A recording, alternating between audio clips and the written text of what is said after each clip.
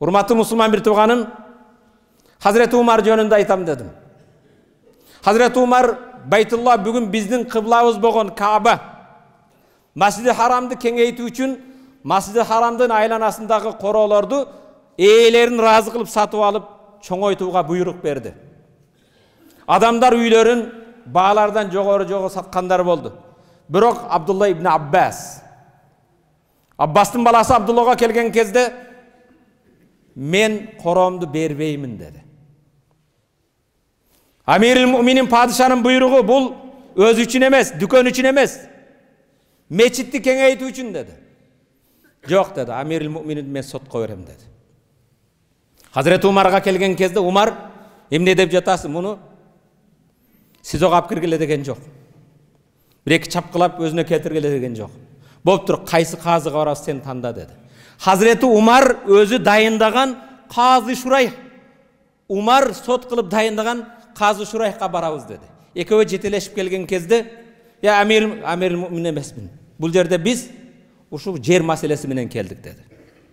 Экөөнүн сөзүн уккандан кийин Казы Шурайх мындай деди. Аллах Таала Дауд пайгамбар Масжиди Аксаны кеңейтем деген кезде Аллах Таала Даудка мындай деген ке. "Я Дауд, инна аб'адал буюти анил харам бейти." Арамдан эң алыс болгон үйлөр менин үйүм. Алланын үйү кайсы? Менин үйүм мечит үчүндө бирөөдү наразы кылбагыла деген. Ошондон эгер Абдулла ибн Аббас жерин бербейм десе, сиз эч нерсе кыла албайсыз. 10 эсе акча берип да эме кыла албайсыз.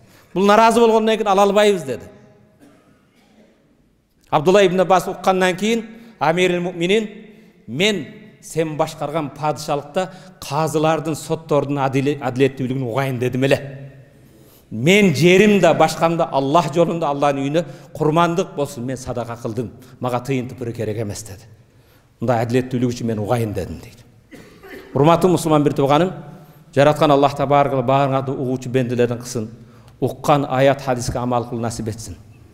Бирөөгө зулум кылган болсоң, жерин басып алгансыңбы, дүкөнүнбү, башкасынбы, эртең жараткан Аллах Тааланын астына барган кезде динар, дирхамдын, евро, доллордун пайдасы болбой калган кез болот. Ага чейин денеңде жаның бар экен, зулум кылган адамдардан ыраазылык сурагын. Акыны кайтарып бергин. Шахид болуп Аллах жолунда өлгөн адамдын да бардык күнөөсү кечирилет, бенденин акы кечирилбейт.